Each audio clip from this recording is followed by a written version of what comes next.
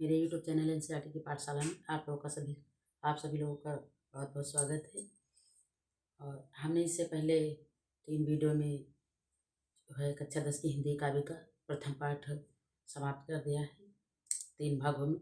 और आज हम प्रारंभ करेंगे हिंदी काव्य का कक्षा 10 की हिंदी काव्य का द्वितीय पाठ, जो हमारे श्री तुलसीदास जी के द्वारा रचित है। पाठ का नाम है धनुष भंग। तो पाठ को प्रारंभ करने से पहले हम से अपने महान संत और कवि तुलसीदास जी के बारे में थोड़ा बहुत समझ लेते हैं कि ये कौन थे। कहते हैं कि ये पाठ जो है रामायण से लिया गया है। श्री रामचंद्र जी के बारे में कहा गया है। जब श्री रामचंद्र जी धनुष मंच पर पहुँचते हैं, वहाँ की व्याख्या की गई है, यहाँ पर वहाँ का वर्णन किया गया है। तो कहते हैं कि श्री रामचंद्र जी जो है मर्यादा पुरुषोत्तम थे।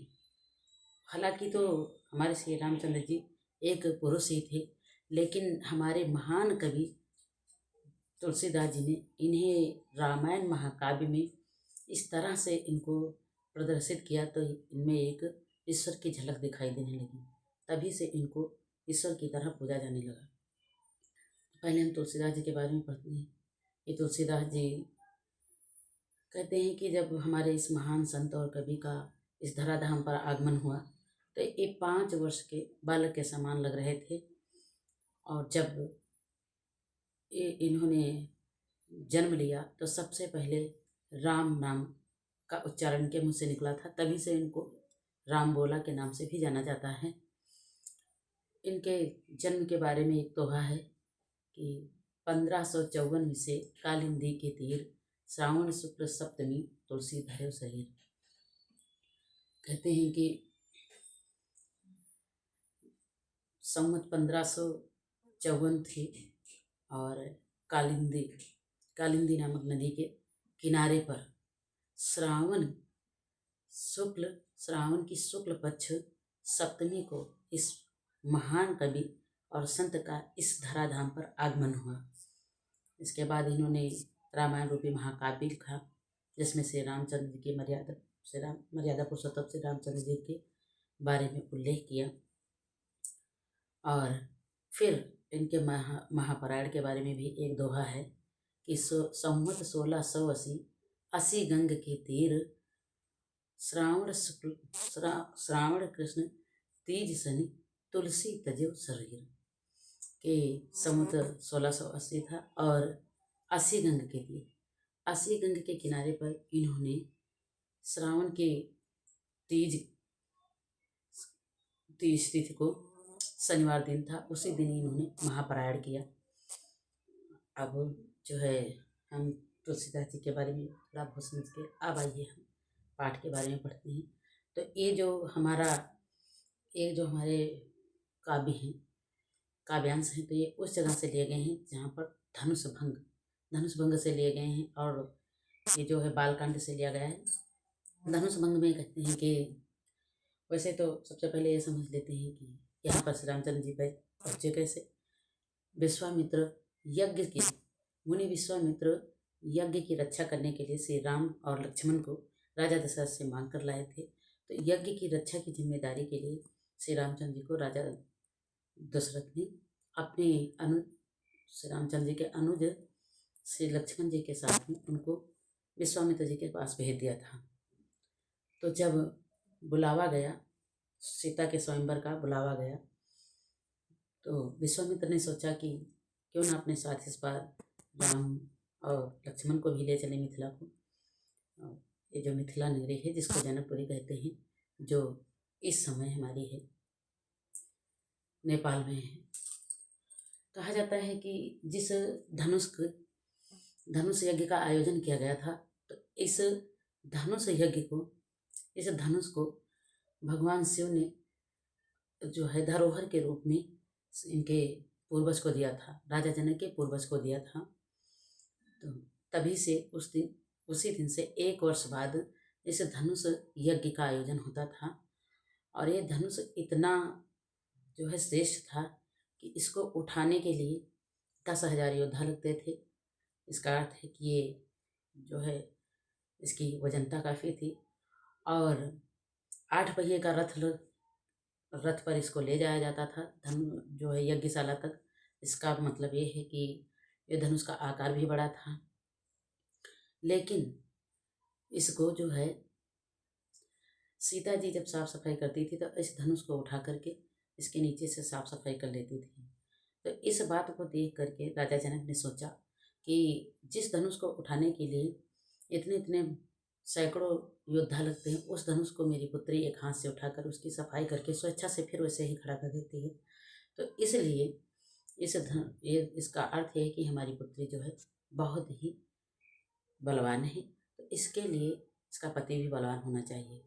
तो इन्होंने अवसर पा करके उसी धनुष यज्ञ में ये भी आयोजन कर दिया, ये भी संकल्प ले लिया कि जो भी आएगा और इस धनुष पर पतंजा चढ़ाएगा उसका विवाह हम अपनी पुत्री सीता के साथ में कर देंगे।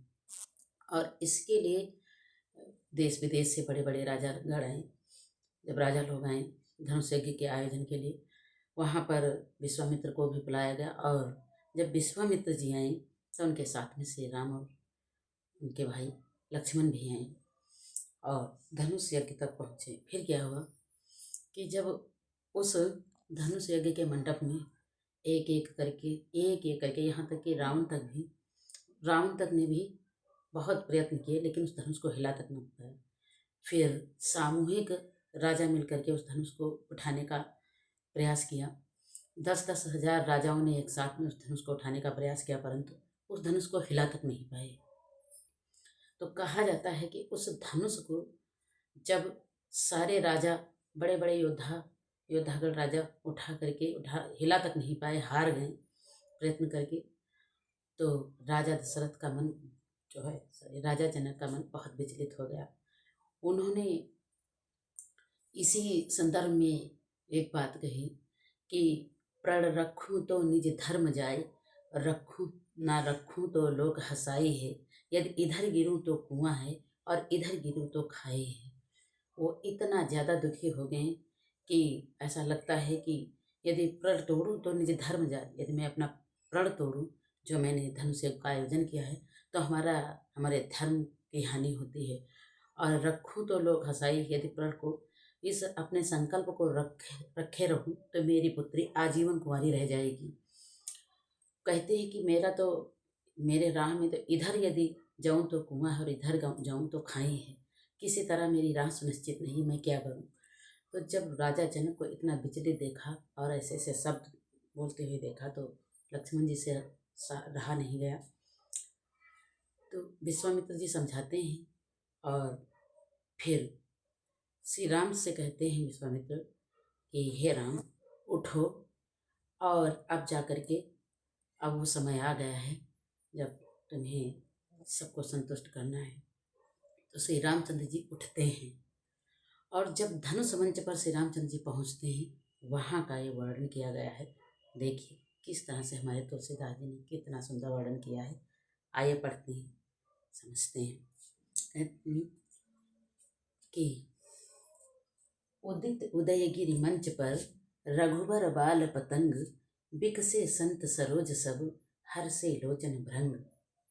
उदित उदयगिरि मंच पर कहते हैं कि उदयगिरि उदयांचल पर्वत पर जब उदित होता है, जब उदय होता है उदयांचल पर्वत पर, यहाँ के धनुष मंच को उदयांचल पर्वत बता दिया गया है। और उस उदयांचल पर्वत के पीछे से जब सूर्य बाल पतंग, सुबह सुबह का सूर्य जब उदित होता है, हमारे तुलसीदास जी कहते हैं कि उदित उदयगिरि मंच पर रघुवर बाल पतंग। एक उदयगिरि मंच अर्थात उदयांचल पर्वत, रूपक अलंकार यहाँ पर जो है उसको जो धनुष मंच जिसपे धनुष रखा हुआ है उसको बता दिया गया है उदयांचल पर्वत। और जब उस उदयांचल पर्वत रूपी धनुष मंच पर श्री रामचंद्र जी पहुँचते हैं, तो जो कि श्री रामचंद्र जी कम उम्र के हैं, बालक हैं, तो इसीलिए श्री रामचंद्र जी को बाल पतंग बताया गया है। बाल पतंग, पतंग का अर्थ होता है सूर्य, और बाल पतंग मतलब बच्चा सूर्य अर्थात सुबह सुबह का सूर्य। तो कहते हैं कि उदयांचल पर्वत पर जब उदित होता है, उदयांचल पर्वत के पीछे से जब जो है सुबह का सूर्य जब उदित होता है, उदय होता है, तो कैसा लगता है? बिकसे संत सरोज सब, हर्षे लोचन भ्रंग। यहाँ पर रूपकलंकार जो है हमारे तुलसीदास जी कह रहे हैं कि उदयांचल पर्वत के पीछे से जब सुबह का सूर्य उदय होता है तो जितना सुशोभित होता है, श्री रामचंद्र जी ऐसे लग रहे हैं जो कि श्री रामचंद्र जी बालक हैं, और उदयांचल पर्वत की तुलना जो है धनुष मंच से कर दी गई। तो धनुष मंच पर जब हमारे श्री रामचंद्र जी पहुँचते तो ऐसा प्रतीत हो रहा है जैसे उदयांचल पर्वत के पीछे से छोटा सूर्य था, प्रातःकालीन सूर्य उदय हुआ हो।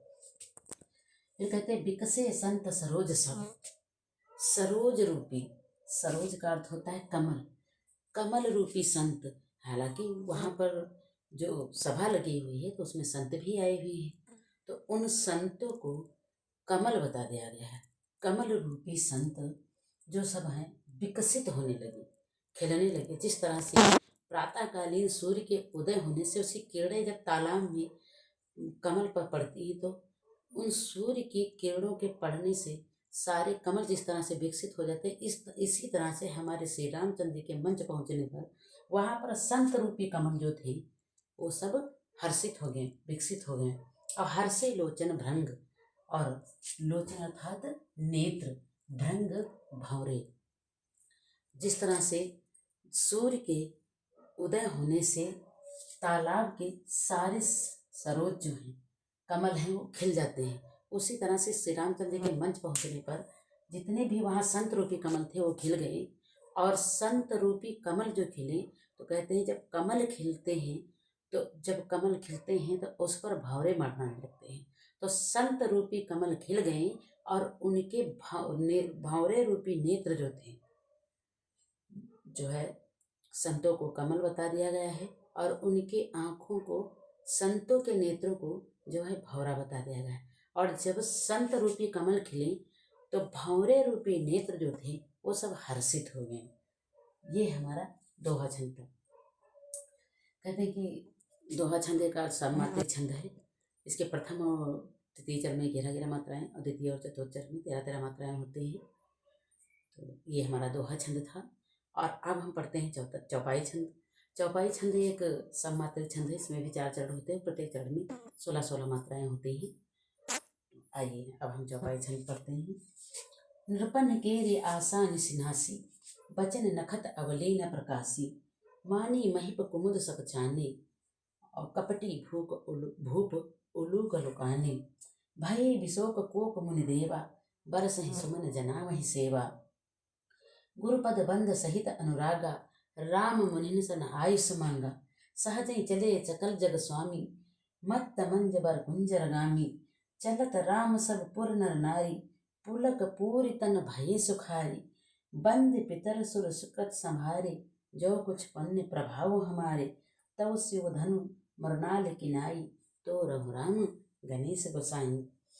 तुलसीदास जी ने कितना अच्छा वर्णन किया है। तुलसीदास जी कहते हैं कि नृपन केर आशा निसिनासी, भाई वहाँ पर धनुष यज्ञ हो रहा है तो वहाँ पर देश विदेश से हजारों राजा आए हुए। तो जब श्री रामचंद्र जी को सूर्य का रूप बताया गया है, तो जब श्री रामचंद्र जी सूर्य रूपी श्री रामचंद्र जब उस मंच पर पहुँचते हैं तो वहाँ नृपन, वहाँ पर जो उपस्थित राजागण हैं उनकी निशि, नृपन केर आशा, राजाओं की आशा कैसी है? निशि, रात्रि रूपी आशा है कि मैं ये धनुष उठा लूँगा। तो जो उनकी अंधकार रूपमय आशा है उसका क्या हो जाता है? नाश हो जाता है। जिस तरह से सूर्य के उदय होने से प्रातःकाल तो रात्रि चली जाती है और प्रकाश हो जाता है, उसी तरह से श्री रामचंद्र जब मंच पर पहुँचे तो वहाँ पर उपस्थित राजागण की जो रात्रि रूपी आशा थी, अंधकार रूपी आशा थी, उसका नाश हो गया।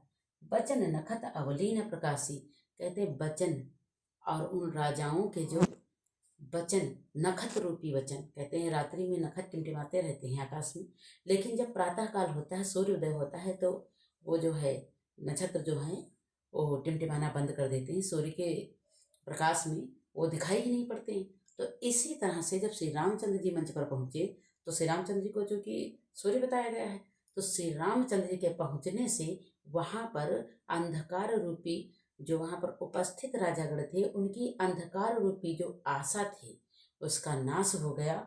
और जो जब प्रातः काल होता, सूर्योदय होता, प्रातः काल होता, तो जिस तरह से नक्षत्र गायब होते हैं सूर्य के प्रकाश से, उसी तरह श्री रामचंद्र जी के तेज से उन जो है वहाँ पर उपस्थित राजागण की जो नखत रूपी जो वचन थे, अवली उनकी पंक्ति, अवली का अर्थ है पंक्ति,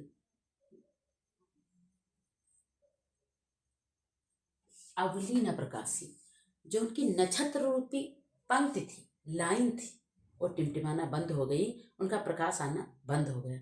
जिस तरह सूर्य के उदय होने से नक्षत्र गायब हो जाते, उसी तरह से रामचंद्र जी के मंच पर पहुंचने से वहाँ पर उपस्थित जो राजागण थे, उनकी जो आशा रूपी जो रात्रि थी वो उसका नाश हो गया, या अंधकार रूपी जो आशा थी उसका नाश हो गया। और अंधकार रूपी आशा का नाश होते होते ही जो उनके जो है उनके वचन थे, नखत रूपी वचन जो टिमटिमा रहे थे, नखत रूपी वचन की जो अवली पंक्ति चल रही थी कि मैं धनुष को तोड़ूंगा, मैं सीता को ब्याहूंगा, वो सब बंद हो गया, उनका प्रकाश आना बंद हो गया।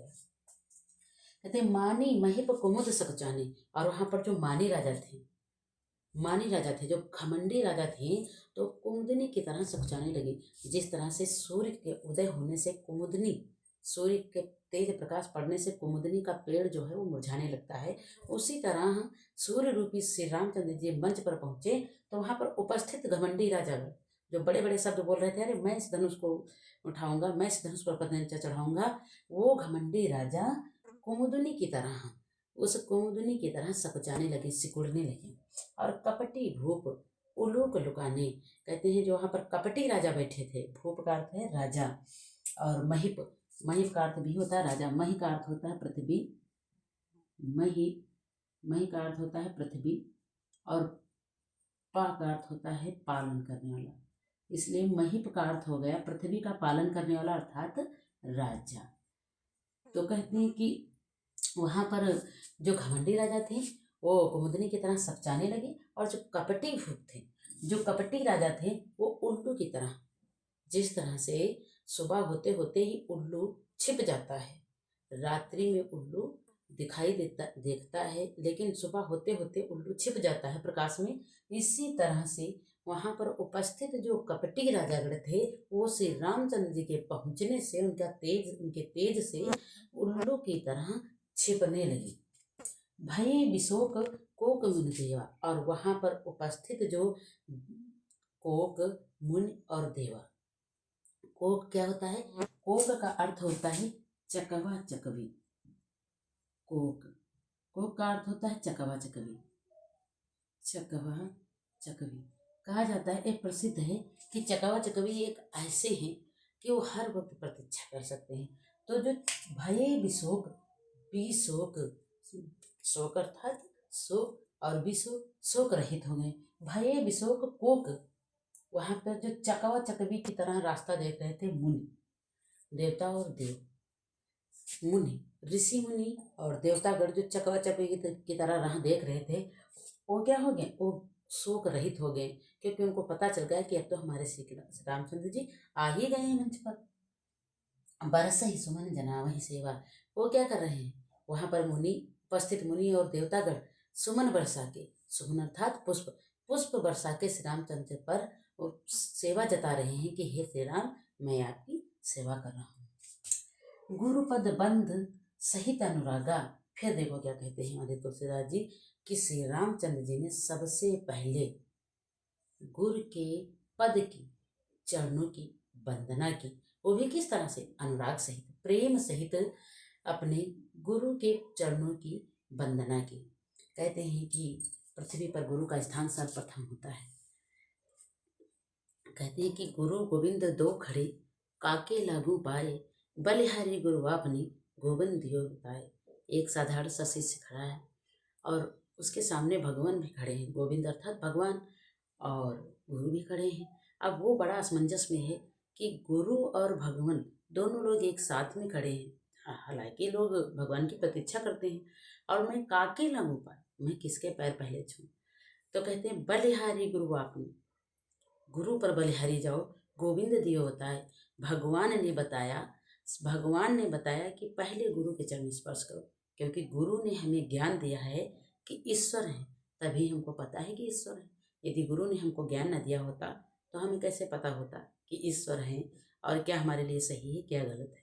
तो इसलिए उन्होंने सर्वप्रथम श्री रामचंद्र जी ने क्या किया कि गुरु के चरणों की वंदना की, सहित अनुराग, प्रेम सहित अनुराग से भर प्रेम पूर्ण अपने गुरु के चरणों की वंदना की, और राम मुनि सन आयुष मांगा। श्री रामचंद्र जी ने वहां पर उपस्थित मुनि लोगों से आयुष मांगा। आयुष अर्थात आदेश, कि हे मुनि, हे ऋषि मुनि, मुझे आदेश दो कि मैं धनुष पर प्रत्यंचा चढ़ाऊं। फिर आदेश मांगकर फिर क्या करते हैं, सहज चले सकल जग स्वामी। सकल जो साक्षात है, जो साक्षात जग पूरा संसार है, उसके स्वामी अर्थात श्री रामचंद्र जी जब सहज भाव से चलते हैं, जिस तरह से कोई भी साधारण पुरुष चलता है, तो उस तरह से जब चलते हैं तो ऐसा लग रहा है मत मंजुबर कुंजर गामी। कहते हैं कुंजर अर्थात हाथी, एक मतवाला हाथी गलियों में जा रहा हो। एक मतवाला हाथी जिस तरह से गलियों में चलता है, मस्त हाथी जिस तरह से गलियों में जाता है, रास्ते पे जा रहा है, तो श्री रामचंद्र जी यहाँ पर हमारे सरल भाव से जाते हैं, तो ऐसा लग रहा है कि एक मतवाला हाथी गलियों में जा रहा है। कहते हैं चलत राम सब पुर नर नारी। अब पुर अर्थात जनकपुर के जो नर नारी हैं, वहाँ के जनकपुर के जो नर और नारी अर्थात स्त्री और पुरुष हैं, उन्होंने जब श्री राम को चलते हुए देखा तो क्या किया, पुलकित हो गए, पूर्णतः पुलकित हो गए या रोमांचित हो गए तन, और उनके जो तन थे, उनका जो शरीर था, उनकी आंखें थी, भय सुखाई, वो सब सुखमय हो गए। अब श्री रामचंद्र जी किसी के वहाँ रिश्तेदार तो लगते नहीं, लेकिन उनकी चाल में, उनके स्वभाव में ऐसा गुण था कि वो जहाँ पर भी जाते थे किसी को भी मोह लेते थे। अब क्षण भर वहाँ पर मंच पर जाने के लिए चले कि वहाँ के लोगों ने देखा, तो श्री रामचंद्र जी को जब जाते हुए देखा तो वो जो है पुलकित हो गए। कहते हैं कि जिस समय श्री रामचंद्र जी पृथ्वी पर थे तो उनके जैसा मनोहर या सुंदर पृथ्वी पर दूसरा कोई पुरुष नहीं थे।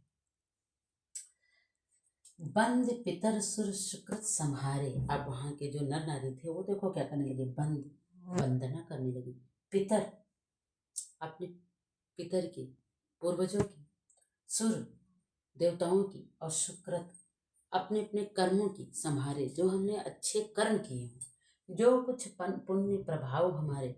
फिर कहने लगी कि यदि हमने कुछ भी प्रभाव पुण्य किए हो और उस पुण्य का हमें प्रभाव मिला हो या फल मिला हो।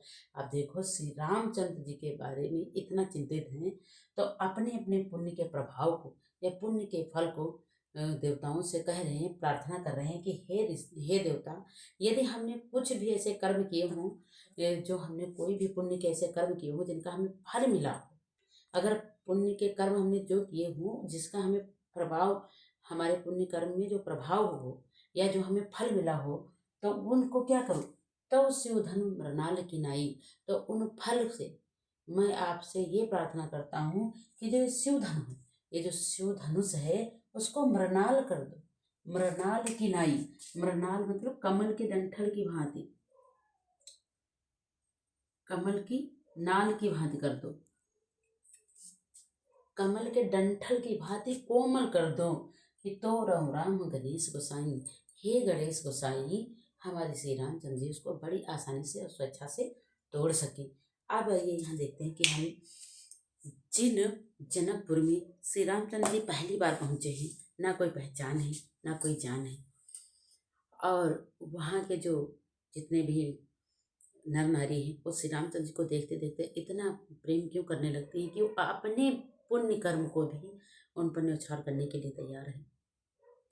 ये एक उनमें मानवता थी, एक उनमें मनमोहन या आकर्षक शक्ति थी, या उनके अच्छे कर्म थे या उनका स्वभाव था, ये कुछ भी कह सकते हो। थोड़ा और समझें, ये जो था हमारा, इसमें पूरा रूपक अलंकार था और रूपक अलंकार है। और इनकी जो है हमारे तुलसीदास जी ने बहुत सारी रचनाएं की हैं, जैसे रामचरितमानस, गीतावली, कवितावली, रामलला अच्छू और भी विनय पत्रिका। लेकिन ज़्यादा से ज़्यादा हमारे तुलसीदास जी ने अवधी भाषा में जो है लिखा है।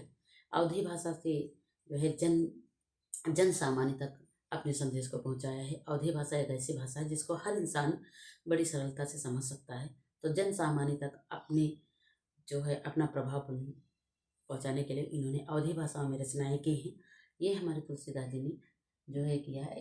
तो आज तो हम धनुष भंग का एक ही दोहा और एक ही खंड पढ़ेंगे और दूसरे वीडियो में हम फिर से पढ़ेंगे। और इससे पहले कि हम आपको एक और सूचना दे दें कि इसी यूट्यूब चैनल पर हम आज ही से ग्रामर पढ़ाएंगे। ग्रामर हमारी टेंस से स्टार्ट होगी। टेंस से पहले स्टार्ट करेंगे, बीच बीच में हम पार्ट ऑफ स्पीच भी समझते रहेंगे और स्टेप बाय स्टेप हम जो है इंटर तक की ग्रामर पढ़ाएंगे। यहाँ पर हम बेसिक से स्टार्ट करने वाले हैं, ज़्यादा बेसिक से तो नहीं, लेकिन पार्ट ऑफ स्पीच तो हम बाद में पढ़ेंगे। इससे पहले कि हम थोड़ा बहुत ये बताना चाहते हैं कि टेंस से हम स्टार्ट करेंगे ताकि जो है जो बच्चे कंफ्यूज हो रहे हैं एक्टिव पैसिव डायरेक्ट इनडायरेक्ट बनाने में उनको हेल्प मिले। बोर्ड एग्जाम तक हम जो है ग्रामर को पूरी करने की कोशिश करेंगे। जो भी मतलब इच्छुक हो पढ़ने का वो हमारे यूट्यूब चैनल पर आराम से पढ़ सकता है। थोड़ा थोड़ा करके हम आधे आधे घंटे की ग्रामर की भी वीडियो बनाएंगे और आधे आधे घंटे की हिंदी की वीडियो बनाएंगे। तो आप दोनों सब्जेक्ट आप स्वेच्छा से पढ़ सकते हैं। जो भी डिस्कस करना हो कमेंट में लिख सकते हैं आराम से। मैं कमेंट दे करके आप लोगों के प्रश्नों का उत्तर दूंगी। जो भी वीडियो में किसी प्रकार की त्रुटि हो तो बताने की कृपा करें। धन्यवाद। जय हिंद, जय भारत।